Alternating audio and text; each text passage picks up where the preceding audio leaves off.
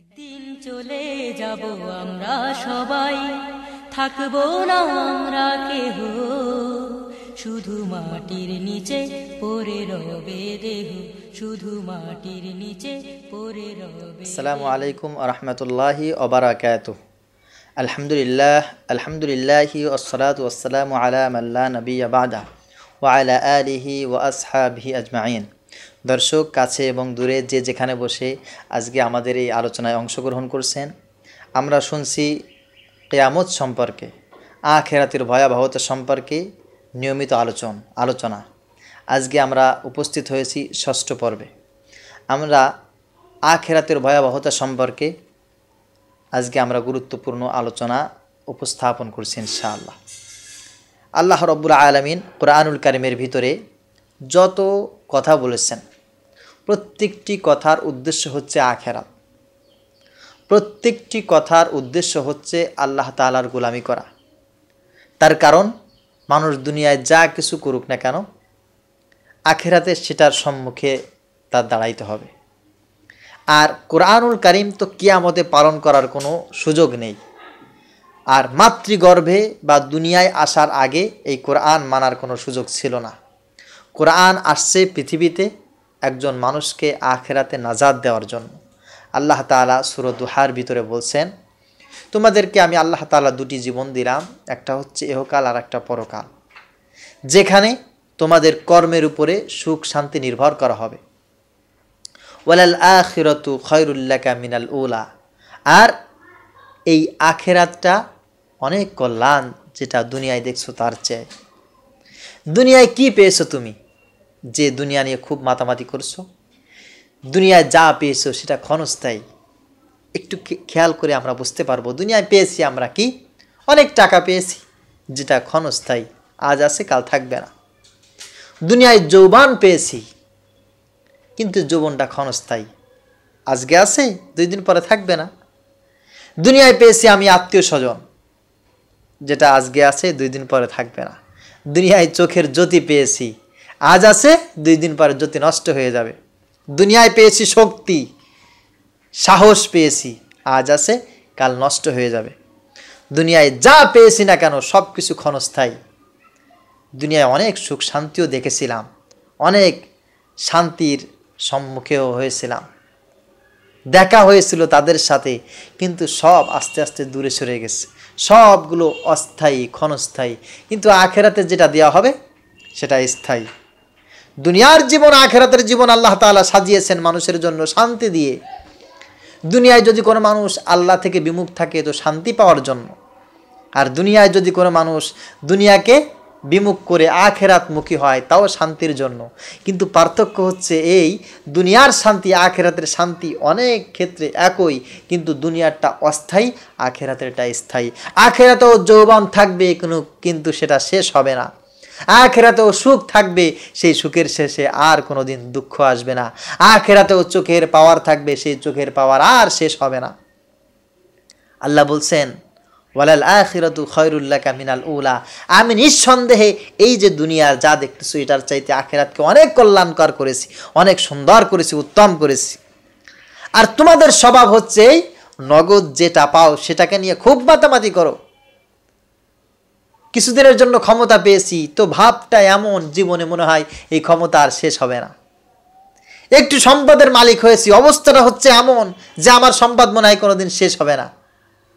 একটু সার্টিফিকেট অর্জন করেছি, চিন্তা হচ্ছে এরকম যে এরকম সার্টিফিকেট মনে হয় জীবনে আর কেউ উপার্জন করতে পারবে না। অতীতে মনে হয় এরকম সার্টিফিকেট আর কারোর ছিল না। না, আল্লাহ তাআলা বলছেন, বাল তুসিরুনাল হায়াতুদ দুনিয়া, তোমাদের অবস্থাটা হচ্ছে এমন যে তোমরা দুনিয়াকে খুব কমই প্রাধান্য দিয়ে থাকো। ওয়াল আখিরাতু খায়রু ওয়া আবকা, কিন্তু আখিরাতটা হচ্ছে অনেক কল্যাণ, আখিরাতকে প্রাধান্য বেশি দেওয়া উচিত। আখিরাতই অবশিষ্ট থাকবে, আখিরাতই তোমাদের সামনে লাস্ট স্টেজ, যে স্টেজে তোমার পারফরমেন্স করতে হবে, সেখানেই তোমাকে পরীক্ষা দিতে হবে। সেই পরীক্ষায় যদি তুমি কল্যাণকর হতে পারো, পরীক্ষায় যদি উত্তীর্ণ হতে পারো, তাহলেই তুমি কিন্তু সফল কাম হবে। আল্লাহ তাআলা সূরা আ'লার 16 এবং 17 নম্বর আয়াতে এই ঘোষণাটা দিলেন। আল্লাহ তাআলা বলছেন সূরা আল ইমরানে, ফামান যুহজিহা আনিন নার ওয়া উদখিলাল জান্নাতা ফাকাদ ফাজ। দুনিয়ায় গাড়ি পেলে, টাকা পেলে, অর্থ পেলে, এতেই তুমি মনে করো না তুমি সফলতার শীর্ষে অবস্থান করছো। সফলতা পাবে সেদিন যেদিন তোমাকে নাজাত দিয়ে, জাহান্নাম থেকে মুক্তি দিয়ে আখিরাতে তোমাকে জান্নাত দেওয়া হবে। সেই দিন তুমি হচ্ছেন মুক্তি পাবে, সেই দিন নাজাত পাবে, তোমার আনন্দের দিন সেই দিন।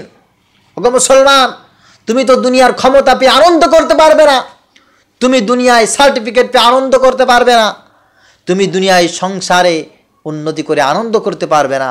তোমার আনন্দের দিন হবে সেই দিন যেই দিন মালিক তোমাকে ডান হাতে আমলনামা দিয়ে বলবে, যাও আজকে আখিরাতে তোমাকে ক্ষমা করে দেওয়া হলো, আজকে আখিরাতে তোমাকে মুক্তি দেওয়া হলো, আজকে আখিরাতে তোমাকে জান্নাত হাদিয়া দেওয়া হলো।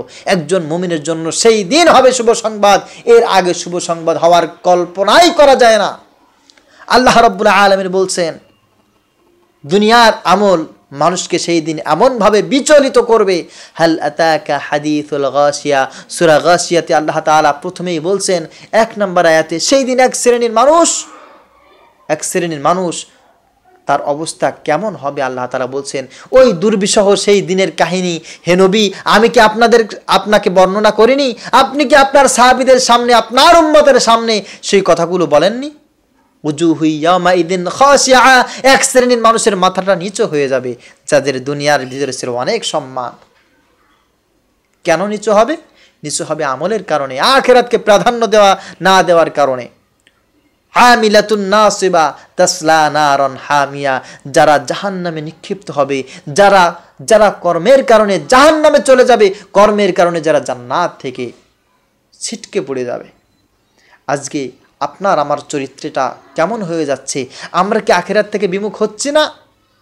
আমরা জান্নাতের জন্য কি পরিমাণ চেষ্টা করতেছি? দুনিয়ায় 30 বছর, 40 বছর, 60 বছর, 100 বছর বেঁচে থাকার জন্য যদি আমার 10 তলা বাড়ি প্রয়োজন হয়, আমার 1 কোটি টাকার প্রয়োজন হয়, আমার 10টা সার্টিফিকেট প্রয়োজন হয়, আমার এমপি হতে হয়, মন্ত্রী হতে হয়, আমার যদি ইন্ডাস্ট্রিজের মালিক হতে হয়, এত বিশাল দরকার যদি আমার 100 বছরের জন্য, তাহলে তো যেই জীবনের শুরু আছে শেষ নেই, যেই জীবনে মানুষ মরবেও না বাঁচবেও না, মানুষকে যেভাবে রাখবে সেভাবেই মানুষ থেকে যাবে, তাহলে ওই জীবনের জন্য আমার কি পরিমাণ সময় ব্যয় করা দরকার? 24টা ঘন্টার কত ঘন্টা আমার সেই সময়ের জন্য ব্যয় করতে হবে, আমার তার জন্য শ্রম দিতে হবে, তার জন্য আমাকে হাঁটতে হবে, চলতে হবে, কথা বলতে হবে, দেখতে হবে, সেই সময়ের জন্য কি পরিমাণ পরিশ্রম আমার দেওয়া দরকার, আপনার দেওয়া দরকার। আমরা কি কখনো তা চিন্তা ভাবনা করেছি? 100 বছরের জন্য আমরা কি পরিমাণ দৌড়াদৌড়ি করতেছি, আর 1000 বছর, কোটি কোটি বছর যেটা শুরু আছে শেষ নেই, তার জন্য আমরা কোনো প্রস্তুতি গ্রহণ করতেছি না? আসুন না আমরা একটু প্রস্তুতি গ্রহণ করি। আল্লাহ তাআলা বলছেন, ওয়ালা আজরুল আখিরাতি খায়রুল লিল্লাযিনা আমানু ওয়া কানু ইয়াত্তাকুন।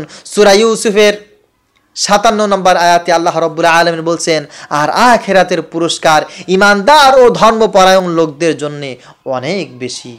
যারা ধর্মপরায়ণ হবে, ঈমানদার হবে, তাদের জন্য আখিরাতের কল্যাণ অনেক বেশি। আজকে আধুনিক সভ্যতায়, ডিজিটাল যুগে, আজকে এই ইলেকট্রিসিটির যুগে মানুষ আজকে বলে ধর্ম যার যার ব্যাপার। কে বলেছে তোমাকে ধর্ম যার যার ব্যাপার? ধর্ম তো কুকুরের জন্য নয়, ধর্ম শিয়ালের জন্য নয়, শূকরের জন্য নয়, জানোয়ারের জন্য নয়, ধর্ম হচ্ছে মানুষের জন্য। যে মানুষ তার জন্য ধর্ম থাকতে হবে, যে মানুষ তার জন্য পথ থাকতে হবে, কারণ মানুষের বিবেক আছে, বিবেক দিয়ে সঠিক পথে যাওয়ার জন্য একটা গাইড দরকার। যিনি সৃষ্টি করেছেন বিবেক, তিনি দিয়েছেন একটা পথে চলার জন্য তোমাকে গাইডলাইন মানবে না, বিবেককে সঠিক পথে কিভাবে কাজে লাগাবে তুমি? অনেকে বলে যে ধর্ম যার যার, রাষ্ট্র সবার। কে বলেছে তোমাকে কথা? ধর্ম সবার, প্রত্যেকটি মানুষের জন্য ধর্ম অবশ্যই বাধ্যতামূলক। ধর্মই মানুষকে ঈমানদার বানাতে পারে, ধর্মই মানুষকে মানুষ বানাতে পারে। যার ভিতরে ধর্ম নেই সে তো মানুষ নয়, যার ভিতরে ধর্ম নেই সে তো চতুষ্পদ জানোয়ার। কে বলেছে জানোয়ার? তার চাইতে নিকৃষ্ট, বালহুম আদল, তার চাইতে নিকৃষ্ট। যার চোখ আছে কিন্তু ধর্ম অনুযায়ী চোখকে সুন্দরভাবে চালাইতে পারলো না, যার কান আছে সেই কান অনুযায়ী সুন্দরভাবে চালাইতে পারলো না, যার হাতকে সুন্দরভাবে ধর্মের মতো চালাইতে পারলো না।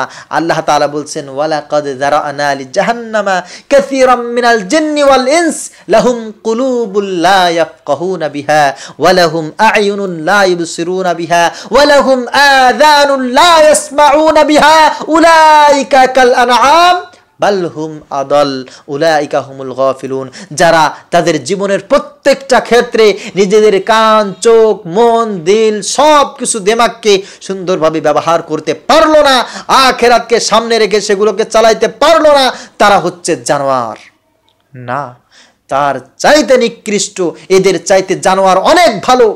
তার কারণ জানোয়ার যা করুক না কেন, জানোয়ার পরের ক্ষতি করার জন্য চেষ্টা করে না, জানোয়ারের ইচ্ছে মাফিক জীবন যাপন করে। স্রষ্টাকে অপমান করার জন্য সে এমন কোনো কিছুই করে না। আসুন আমরা মালিকের খুশি অর্জন করার জন্য, মালিকের হুকুম পালন করার জন্য নিজেকে উৎসর্গ করে দেই।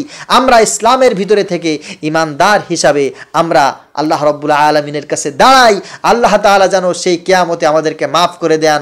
আল্লাহ তাআলা যেন কিয়ামতে আমাদেরকে দুনিয়ার জীবনটাকে আমাদের জন্য জান্নাতের টিকিট হিসাবে আল্লাহ তাআলা আমাদের কাছে পৌঁছে দেন। আমিন। ওমা আলাইনা ইল্লাল বালাগ। আসসালামু আলাইকুম ওয়া রাহমাতুল্লাহি ওয়া বারাকাতুহু।